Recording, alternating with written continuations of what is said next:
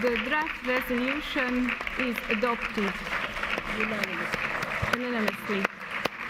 Од 25 години парламентарното собрание на Советот на Европа го прекина постмониторингот за Македонија. Во текстот на резолуцијата кој едногласно беше усвоен се нагласува напредокот на земјава во делот на владење на правото, заштита на човековите права и демократијата, а се признава и политичката посветеност низ годините за исполнување на преземените обврски. Известителите за Македонија кои ја подготвија резолуцијата на дебатата го нагласија значењето на мониторинг процесот кој, како што посочија, е од голема важност за односите меѓу Советот на Европа и Европската унија. Во нивните обраќања го поздравија напредокот на Македонија, а не изоставија да порачаат и дека земјава мора да продолжи по евроинтегративниот пат.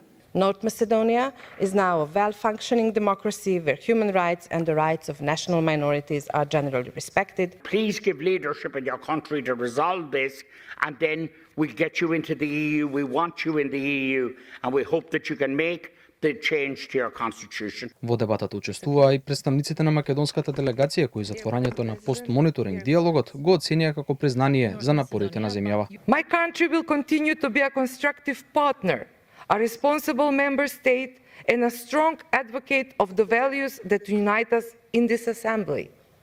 For these reasons, I urge all members to support this draft resolution.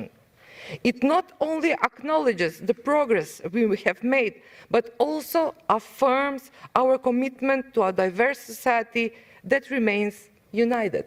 And indeed, my country has been through a lot. To be more precise, I was born in Yugoslavia, my first child in Macedonia, and my second child in North Macedonia.